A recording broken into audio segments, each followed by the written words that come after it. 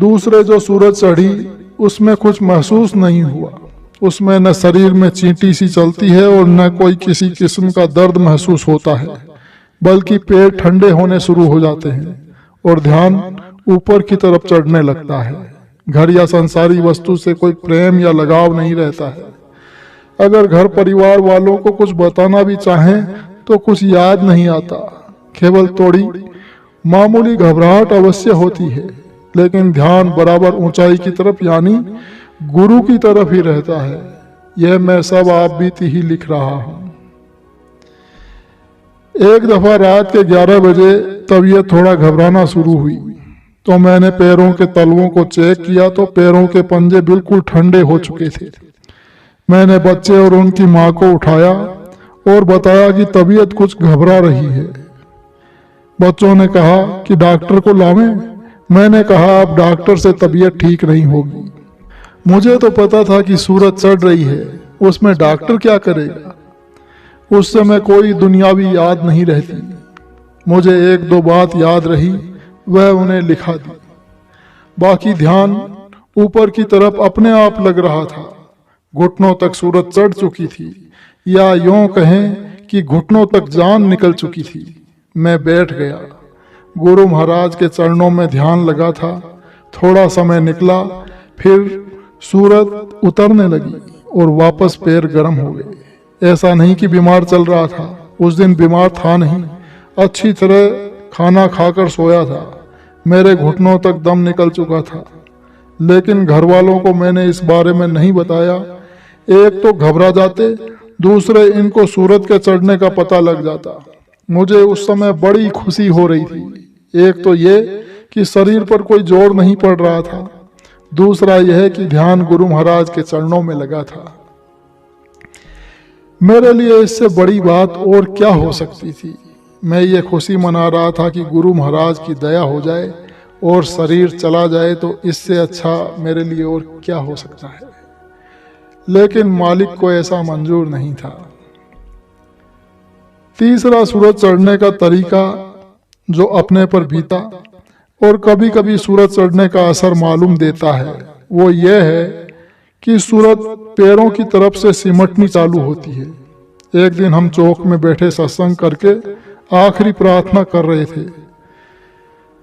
घरवाले और दूसरी बहन, एक बहन थी, मेरे सामने बैठी थी। श्री लाखन सिंह जी मेरे दाहिनी तरफ कुछ फासले पर बैठे थे। आखिरी प्रार्थना या आरती करते समय सूरत ने पैरों से ऊपर की तरफ चढ़ना शुरू किया। बहुत तकलीफ मालूम देती है। पैरों को ऐसे लग रहा था जैसे कोई कपड़े को निचोड़ रहा है। खूब मालूम पड़ता है, जैसा पैरों को पकड़कर कपड़े की तरह कोई निचोड़ रहा है। जहां तक सूरत चढ़ती है ऐसा ही मालूम देता है और बाकी शरीर कांपने लगता है, जोर से कंपकपी होने लगती है। ध्यान संसारी हर चीज से हटकर ऊपर गुरु महाराज के चरणों में लग जाता है। यह सिमटाव उस दिन घुटनों तक ही हुआ। यह सब नज़ारा घरवाली और वो बहन जो सामने बैठी उन्होंने भी देखा। उन्हें यह तो पता नहीं था कि इनकी सूरत चढ़ रही है। उन्होंने शरीर को जोर से कांपते हुए देखा। बाद में सूरत उतर गई और शरीर नॉर्मल हो गया। बाद में घरवाली ने पूछा कि आपको क्या हो गया था, सारा शरीर कांप रहा था। मैंने कहा कि ऐसा कुछ नहीं, और मुझे तो कुछ पता ही नहीं चला। इस प्रकार बात को आई गई कर दिया। इस सूरत के चढ़ने में दर्द तो होता है, पर आनंद भी महसूस होता है। जैसा कि गुरु महाराज ने बताया है कि इन 5 नामों में कशिश है, जीवात्मा को अपनी तरफ खींचते हैं। तो उसके लिए जो मेरे साथ बीती वो ये है कि जय गुरुदेव शब्द भी सूरत को अपनी तरफ खींचता है और 5 नाम भी। पर सूरत पर जन्म जन्मांतरों का पापों का मेल चढ़ा है। कभी कभी ये नाम खींचते हैं 5-10 सेकंड तक और फिर शीघ्र ही छोड़ देते हैं। जब यह शब्द अपनी तरफ खींचते हैं तो यह खिंचाव भी पैरों के अंगूठों से ही शुरू होता है। सब पता लगता है। यही तो गुरु जी की महिमा अपरंपार, क्षण में करावें भवसागर पार। हे दाता मैं पापी हूँ, मेरे गुनाहों को माफ करना। हे दाता मैं नीच निकारा निकृष्ट हूँ, मुझे दया की भिक्षा दे देना। हो सकता है कि सूरत इन तरह से चढ़कर इन पंच भौतिक शरीर को छोड़कर निकलती हो, लेकिन तीनों में अंतर है, जैसा कि आप लोगों ने ऊपर पढ़ा। अब तीनों में इतना अंतर क्यों? मालिक ने वैसे कई दफा बताया है कि सूरत संसार में फैली हुई है। अगर जबरदस्ती इसको निकाला जाए तो बड़ा कष्ट उस प्रकार होगा जैसे किसी मलमल के कपड़े को कांटेदार झाड़ी पर सुखा दिया जाए। सुखाने में तो न कोई समय लगेगा न परेशानी होगी, पर उतारने में बहुत मेहनत होगी और जगह जगह से फट जाएगी।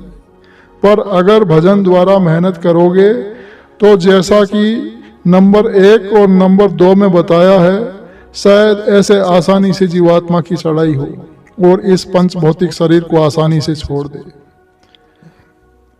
अब प्रश्न ये पैदा होता है कि क्या भजन द्वारा मेरे सब पाप समाप्त हो चुके थे जब नंबर 1 और नंबर 2 द्वारा सूरत ऊपर चढ़ी थी? नहीं। फिर गुरु महाराज ने महसूस ऐसा कराया। वैसे कितना भी भजन करो, गुरु की दया बिना कुछ होने वाला नहीं। फिर क्या भजन नहीं करना है? जितना ज्यादा से ज्यादा भजन हो सके करना ही नहीं बल्कि करना है, क्योंकि गुरु महाराज ने कई बार कहा है कि कुछ तुम करो कुछ हम करें और कुछ ऊपर वाला करेगा तो काम हो जाएगा।